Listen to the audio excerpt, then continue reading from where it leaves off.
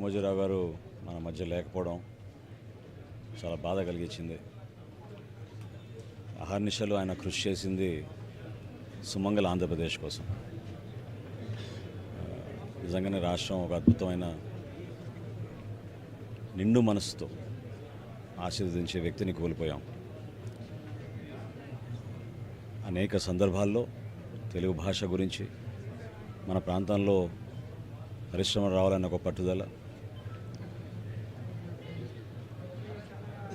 మీడియాకి ప్రత్యేకంగా ఒక సామాజిక బాధ్యత ఉందని దాన్ని గుర్తించడమే కాకుండా ఎంత కష్టమైనా సరే విలువలతో ఆయన జర్నలిజం చేశారు.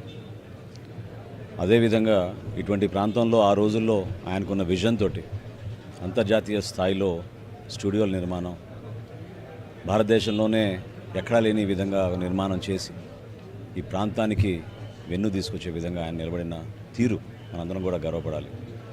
తెలుగు భాష పైన ఆయన చేసిన ప్రయత్నం, ఆయన ఏ విధంగా కృషి చేసేవారో నాకు ప్రత్యేకంగా శాసనసభాపతిగా ఉన్నప్పుడు తెలుగు భాష చర్చల్లో ఎక్కువ వాడాలని నేను చేసిన ప్రయత్నాన్ని ఆయన ఆ రోజుల్లో కాల్ చేసి మరి అభినందించారు. సో రామోజీరావు గారికి నిజంగా మనందరం కూడా రుణపడి ఉండాలి. ఈ రోజుల్లో ఇంత కమర్షియల్గా వ్యవహరిస్తున్న రోజుల్లో కూడా ఆయన నీతి విలువల కోసం నిజాయితీగా నిలబడిన వ్యక్తి. మా అందరి తరఫున వారి కుటుంబానికి మనస్ఫూర్తిగా మేమందరం ఎప్పుడు అండగా నిలబడతాం.